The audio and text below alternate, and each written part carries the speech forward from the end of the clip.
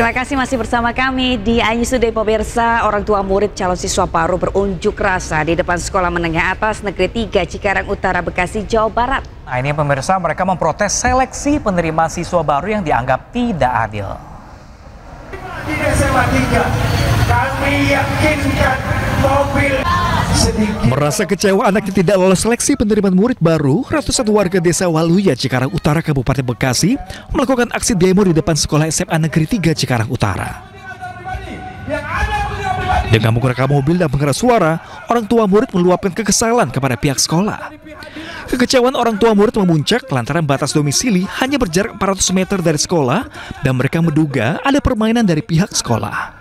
sekali lagi dengan undang-undang. Sebelah kanan itu keterima Pak, jalur sebelah kanan itu keterima. Kenapa jalur dari sebelah kiri nggak keterima? Ini warga loh, jalur sebelah kiri. Jalur sebelah kanan itu keluar dari warga kami. Bisa keterima. Masa dari Anissa bisa keterima? Dari SGC bisa keterima? Logika loh Pak. Itu jaraknya lebih dari 1 kilo ya Pak? Lebih Pak. Itu anak bisa naik angkot, sementara kami bisa jalan kaki. Udah online, verifikasi, titik koordinat. Untuk apa online? Online juga, pemberkasan juga, dicek titik koordinat juga, keaslian data juga. Buat apa? Kita mah nggak mungkin Pak ngebohongin data ya. Para orang tua murid berharap agar sistem seleksi penerimaan murid baru segera diperbaiki agar warga yang rumahnya berada di lingkungan sekolah bisa merasakan pendidikan gratis di sekolah negeri. Dari Kabupaten Bekasi, Jawa Barat, Ahmad Jauhari Lutfi, iNews melaporkan. Ya, ini seperti yang tadi Pram bilang bahwa di tengah libur panjang, tapi ternyata orang tua kebingungan.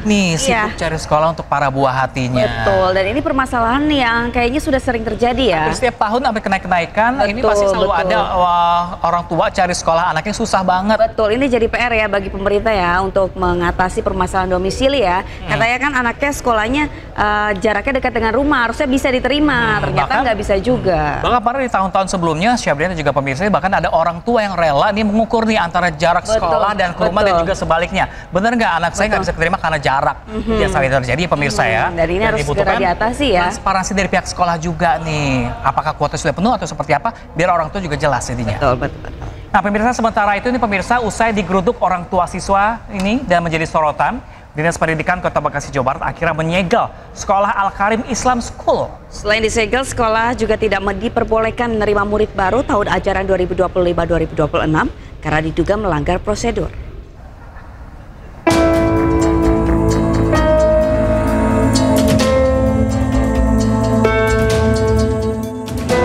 Sekolah Al-Karim Islamic School yang berada di Kota Bekasi, Jawa Barat sudah tidak beroperasi dan tidak adanya aktivitas belajar mengajar sejak disegel oleh Dinas Pendidikan Kota Bekasi pada Rabu kemarin.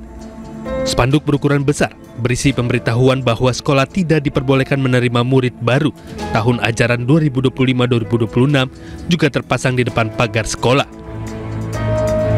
Penyegelan dilakukan karena diduga adanya pelanggaran prosedur, diantaranya terkait perizinan hak murid yang tidak didaftarkan ke data pokok pendidikan hingga menjanjikan sistem pembelajaran dengan kurikulum berbasis Cambridge.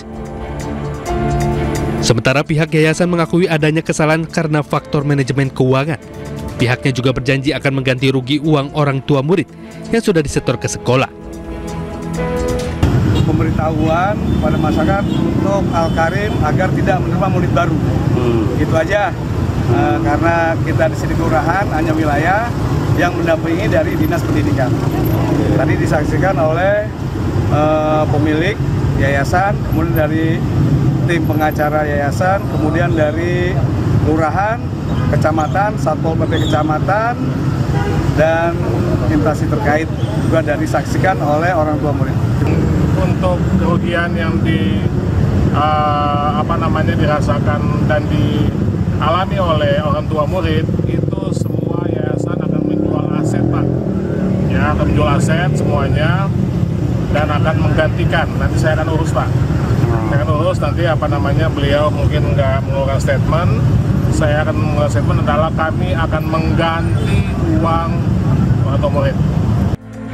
Diketahui sebelumnya sejumlah orang tua murid melakukan somasi dan membuat laporan ke polisian karena diduga menjadi korban penipuan sejumlah uang yang telah disetor ke pihak yayasan sekolah namun hak pendidikan yang didapat murid tidak sesuai harapannya.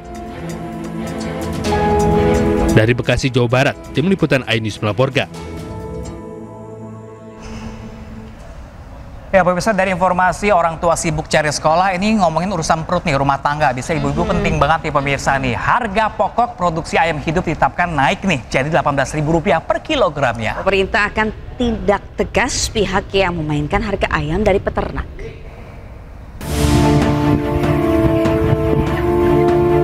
Anjloknya harga pokok produksi atau HPP ayam hidup pada peternak membuat pemerintah mengambil langkah cepat.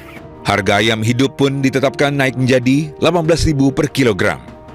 Sebelumnya, HPP ayam hidup yang ditetapkan pemerintah sebesar Rp17.500 per kilogramnya. Langkah ini diambil lantaran harga ayam di tingkat peternak terlalu rendah. Langkah kita ini adalah langkah penyelamatan dalam waktu pendek ini. Jadi besok diharapkan harga sudah Rp18.000, itu harga dasar. Kemudian diharapkan secara bertahap menuju ke harga acuan di tingkat produsen, di tingkat peternak, yaitu di angka Rp25.000 per kilonya. Polisi akan terjun ke lapangan untuk mencegah permainan harga jual ayam. Bagi yang tertangkap akan langsung ditindak. Sebelumnya berdasarkan panel harga pangan, rata-rata nasional harga daging ayam turun menjadi sekitar Rp34.000 per kilogramnya. Dari Jakarta Selatan, Din Helmi Sangjabati, iNews melaporkan. Nah pemirsa, untuk mengetahui seperti apakah harga ayam potong di pasaran, pemirsa kita bergabung dengan rekan kami Syahreza Zanski, pemirsa langsung dari Pasar Johar Baru, Jakarta Pusat. Ya Syahreza, bagaimana menurut pantauan Anda di pasar tersebut, harga kenaikan dari telur dan juga sembako yang lain? Ya baik Pram, Sabrina dan juga pemirsa, tampaknya di Pasar Johar Baru ini belum mengalami perubahan untuk harga pokok produksi yang kemarin pemerintah melalui Kementerian Pertanian ini merubah harga pokok produksi ayam hidup menjadi Rp18.000 per kilogramnya. Namun berbeda di Pasar Johar Baru, belum ada penyesuaian sama sekali Pram. Namun terlepas dari itu saya ingin menunjukkan pada Anda Pram, bahwasanya untuk stok ayam tersendiri ini masih ada, baik itu untuk ayam yang berukuran kecil, sedang, ataupun yang berukuran besar. Dan ini angkanya masih berada di untuk ayam negeri yang berukuran kecil ini masih Rp28.000 yang ini, lalu ada ayam berukuran sedang ini berukuran Rp35.000 dan untuk yang besar mencapai Rp40.000. Namun menarik Pram, karena akan ada perbedaan ataupun penyesuaian harga nanti malam, mengingat ada perubahan HPP dari pemerintah yang mencapai Rp18.000 per kilogram di kalangan peternak. Namun untuk di kalangan pasar akan ada perubahan sekitar meningkat Rp1.000 hingga Rp4.000. Namun terlepas dari itu Pram, harga stok ayam di sini masih ada, namun akan ada diprediksi berkurang stoknya terlepas dari adanya perubahan HPP ini. Namun untuk mengetahui informasi lebih lanjut, Pram, saya akan mengajak Anda untuk berdiskusi dengan salah satu pedagang yang berada di sini. Selamat pagi Ibu Ati. Ibu Ati, boleh berhadap saya sebentar Bu Ati? Oke, Bu Ati, mohon maaf mengganggu waktunya. Aku boleh tahu nggak sih harga di sini apakah sudah naik untuk harga ayam baik yang kecil, sedang dan besar? Sudah naik belum? Sudah naik sebenarnya, tapi kita ngejualnya tetap harga lama karena takutnya orang-orangnya pada kaget. Soalnya kan baru semalam aja naiknya. Sekali naik Rp4.000 per kilonya. Itu termahal ya, berarti kalau bisa disimpulin Bu, untuk yang ukuran kecil, sedang dan besar jadi berapa harganya Bu? Harganya, kalau yang kecil yang segini nih 28. Untuk yang sedang? Yang sedang 35, agak gedean dikit 40.000, 50.000, terus 65. 65 itu waktu hidupnya ukuran 2,5 kg. Iya, memang sudah ada kenaikan ya Bu. Per hari ini apa ntar malam? Mungkin ntar malam ini lagi, soalnya lagi demo kan. 3 hari demo. 3 hari ya. Oke Ibu, terima kasih Ibu. Semoga tidak mempengaruhi daya jual beli masyarakat Ibu ya dengan adanya kenaikan ini. Terima kasih Bu Ati atas waktunya. Oke, Pram, Sabrina, terlepas dari perubahan HPP dari pemerintah menjadi Rp18.000 per kilogramnya, nampaknya sudah ada mulai perubahan. Tadi disebutkan perubahan harga mencapai Rp4.000 akan dinaikkan, baik itu malam ini ataupun esok, tergantung adanya permintaan dari pembeli tentunya pada hari ini. Namun bisa dipastikan untuk di beberapa pasar sudah ada yang berubah harganya, termasuk di Pasar Johar Baru. Kembali ke Anda, Pram, Sabrina. Oke, baik, terima kasih banyak Reza Zanski langsung dari Pasar Johar Baru terkait kenaikan harga ayam. Terpantau di sana belum ada kenaikan. Terima kasih Reza. Dan mungkin itu juga untuk imbauan juga untuk para ibu rumah tangga yang mungkin bingung kalau harga ayam naik karena salah satu sumber protein kan ya, mungkin bisa diganti pakai tahu tempe, telur ayam. Tapi sayangnya tahu tempe juga nggak semua bisa mengkonsumsi ya? Iya, dan juga ada juga yang kenaikan di beberapa tempat, Pra. Aduh, jadi gimana? Puasa nggak mungkin. Cari pilihan lain untuk ya, sumber semoga ada jalan ya dari pemerintah ya untuk menstabilkan harga-harga sembako. Benar sekali pemirsa. Kita ke informasi lainnya pemirsa, ini sidang gugatan selebgram Lisa Mariana terhadap mantan Gubernur Jawa Barat Ridwan Kamil kembali digelar di Pengadilan Negeri Kota Bandung.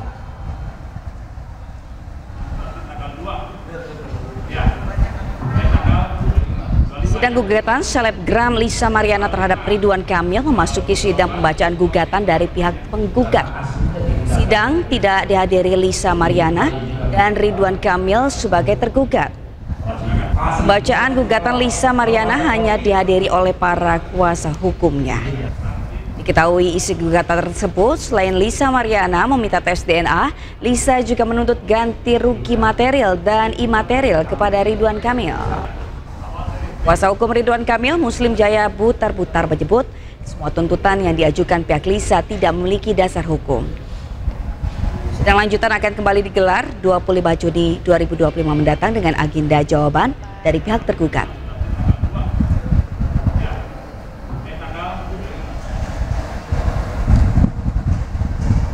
Sidang lanjutan dugaan suap dan perintangan penyidikan Harun Masiku oleh terdakwa Sekjen PDIP Hasto Kristianto kemarin menghadirkan saksi ahli Marwar Siahaan. Ya pemirsa, mantan Hakim Mahkamah Konstitusi Harwar Siahaan hadir sebagai ahli dalam sidang kasus dugaan suap dan perintangan penyidikan terdakwa Hasto. Dalam persidangan, Marwar menilai pasal 21 Undang-Undang nomor 31 tahun 99 tentang pemberantasan korupsi tidak bisa diterapkan di tahap penyelidikan. Menurutnya, penggunaan pasal yang di luar tahap penyidikan itu bertentangan dengan karakteristik hukum pidana. Hari ini sidang rencana kembali digelar, di mana kuasa hukum Hasto akan menghadirkan satu saksi dan dua ahli meringankan di persidangan.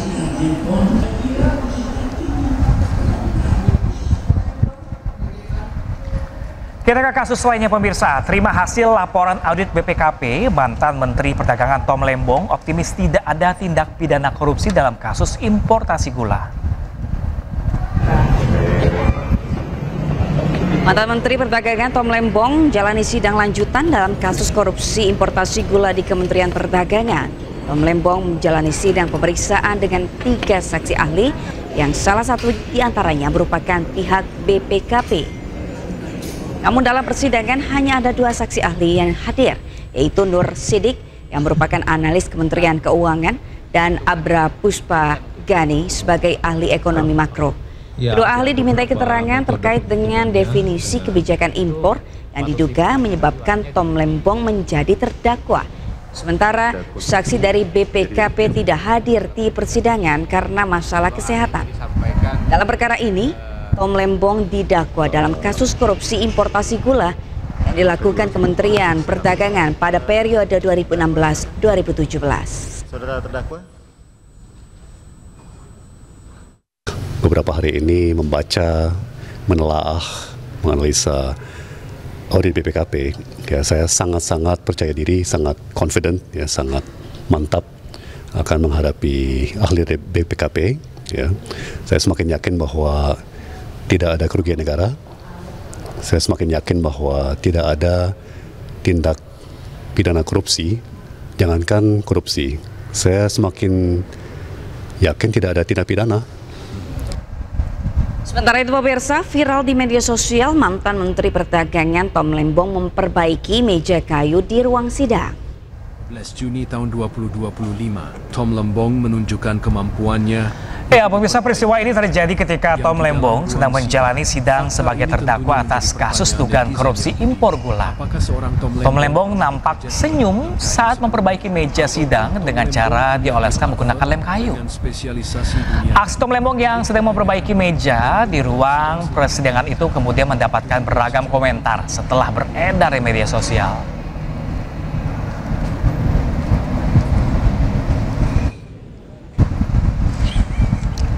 Terpendam rupanya, Pak.